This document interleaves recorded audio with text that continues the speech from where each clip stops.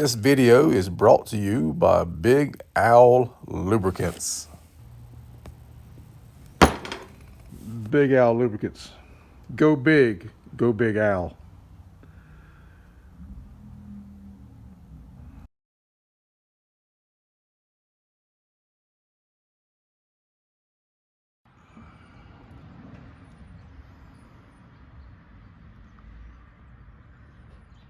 Somebody was asking if I had a SFI flex plate on it. Well, obviously I do.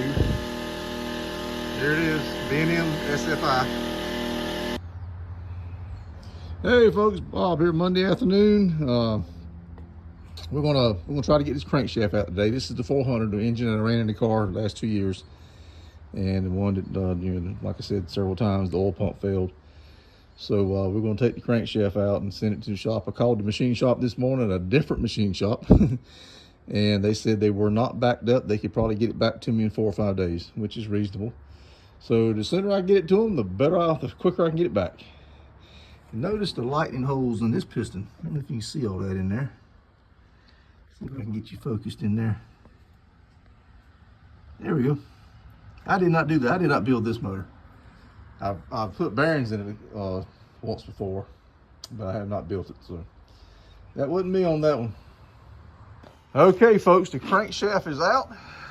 Field Agent 390 came over, helped me out. What we did, we pushed the pistons all the way down in the bottom of the cylinder as best we could, and we were about. We got to send it to Craig. I'll worry about cleaning it later, but it's going to be a mother putting it back in. But it came out amazingly easy. We didn't put the little plastic over the rod bolts because we're having the crank turned anyway. When we go to put it back in, we'll do that. And you can see the bearings. That oil pump failed. I'm surprised it ran as long as it did, but it did run. So we're going to wrap this thing back up, get it nice and tidy, and I'm gonna send the crankshaft off. Crankshaft looks like it's okay.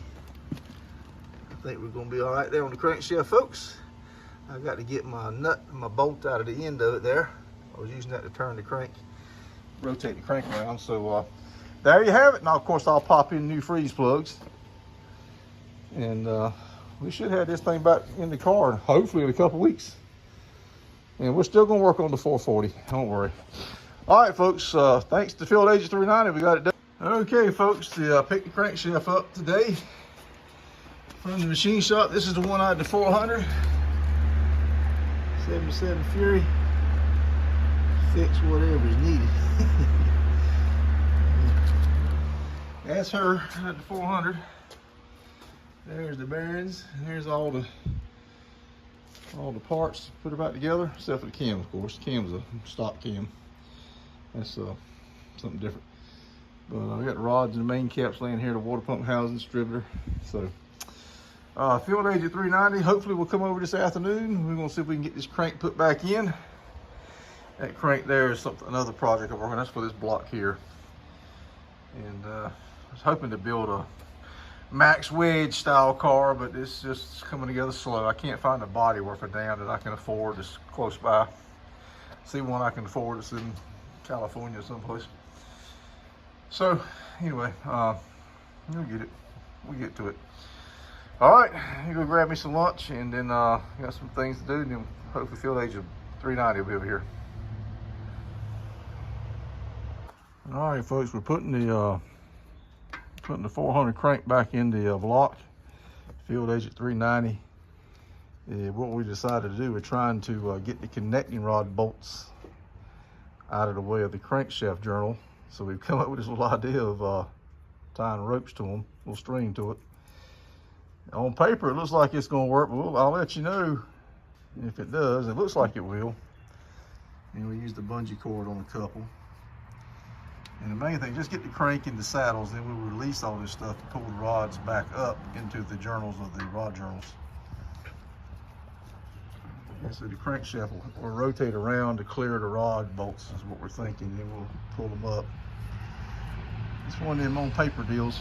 We'll be back with you in a little bit. If this works, you'll see this video. If it doesn't work, you won't see this video. Okay, folks, as you saw, we had strings from the rod bolts that tied over to the oil pan bolts, and that held the held the rods out of the way, and we were able to drop the crankshaft in. It didn't completely set down into saddles, so we had a couple of rods that were still touching, and we were able to just kind of work the crank carefully, just lifting up and rotating, and a minute later, boom, it dropped right in. So no problem there. I've got all the mains in, and I've got a couple of the rod caps on. Nothing's torqued down yet. We're just trying to get everything aligned. I'm still going to come back and plastic gauge everything, but just want to get it buttoned up for right now. So I'm going to go ahead and put a couple more, try to get the rest of these rod caps on. But yeah, that did work. If you need to drop a crank out of an RB or RB motor with a deep skirt, go to put it back in, you can tie the rod bolt to rods. I pushed the pistons down as far as I could, and so far they've all come up. I haven't had any problems with that, so I think we're good to go. I'll be back with you in a little bit with some more. Let me continue working here. Hey, also, you're probably wondering about the blue tape on the rod bolts. Well, we thought we had some vacuum tubing or plastic vinyl tubing that would fit, and everything we had was too big.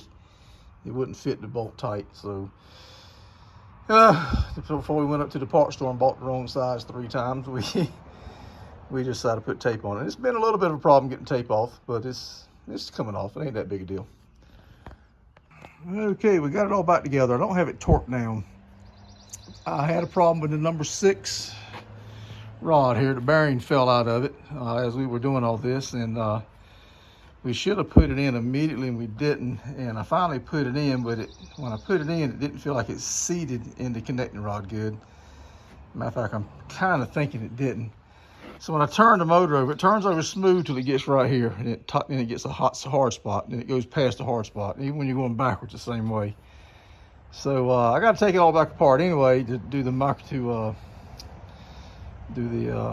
plastic gauge. God, it's getting old.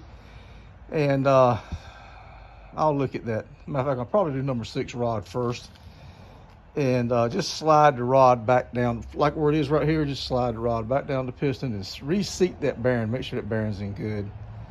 I'm thinking that's the likely thing. If that ain't it, we'll look somewhere else. But I don't know. Anyway, it is back together. I don't think anything's hurt. Just find out why we got a tight spot in it. All right.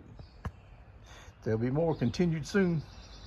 Okay, guys, Bob here. It's Saturday morning. I have not touched this engine in over a week. I got the crank in and got everything bolted up.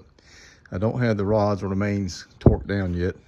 I want to do the plastic gauge thing also, so let's just get in here and do that today. I have been working on the car, but where I've got the engine at, it's the only place I can have currently to put the engine. It's right here at this door, and it gets so hot with the sun coming in the shop. And this past week it was brutal. Heat index over 100. So I did I was working on the axles and the door. I was able to put fans and stuff up back there. But anyway, today it's only 75. I think it's gonna get to about 85. That's not too bad. I can deal with it for a little while. So let's see if we can get this crankshaft all buttoned up today. Well, I popped out the 3 freeze plugs on this side of the block. This is the passenger side. It's not the side that was leaking. And it's clean in there, guys. Compared to the 440 I'm working on. This thing is clean. So somebody's clearly hot tanked this block at one point. And freeze plugs look good. So that's got me a little concerned that maybe hope I don't have a cracked block after all. Sure looked like it was coming from the freeze plug. Let's pop that other one out of it, see if we can see any damage. And well, if we got a cracked block, that is not going to be good. After all this work I've done to put this motor back together. Okay, guys, for once I've got some good news. I got all the freeze plugs out on this side, and this is the side. This one here is the one that was leaking, and the block isn't cracked anywhere. I don't feel anything. Here's the freeze plug, and it does have a hole in it right here. Can you see that? See if I can get that to focus a little bit better. You see the little hole. See right there as it passes over the opening, see it turn black? There's actually a few holes in it. So that's a beautiful thing. It was the freeze plug that was bad. And that's good. So we can clean this block up and paint it and pop the freeze plugs back in it and let it cure for a day or two, and then we can install. Well, we got to prime it and install this bad boy. Hey, okay guys, I got one coat of paint on her, freeze plugs installed, and I went with the steel plugs. That's what I had in stock, and they'll be fine. I know a lot of you guys like the brass, but it's a rag car, and no more the highest gas is. I probably won't be racing it much anyway, so it's going to be sitting in the shop. Sits in the shop all winter. It's going to have antifreeze in it. It's you know, drag racing cars only get a 20-30 miles put on them every year. They're not daily drivers and build up great heat cycles and all that stuff, so their steel plugs will be fine. But we ran for years, so I don't know. All right, I had them in stock. You need to use them later. Okay guys, the new freeze plugs are in, the motor's painted. We'll let it dry, and still got to put the pulley on the front, paint it black. I want to run an alternator. I want to go back to an alternator, and I'll probably keep the dual batteries because it started good. If you had spark, that sucker was going to fire quick. I like that, so but I just don't like charging the batteries between rounds. I hated doing that. So yeah, I don't want to paint the motor mounts, getting them pretty looking. Maybe paint on that K-frame some too. So maybe tomorrow. We get back here tomorrow. It's supposed to get hot tomorrow, I think, for the next 4 days. As a matter of fact, I think all the way to next Saturday it's going to be in the mid-90s. And this time of day in the evening, sun shines through this door right here, and it's brutal. It's probably 93, 94 out here right now. And I'm going to go inside and take a shower. All right, folks. This concludes this part of this video.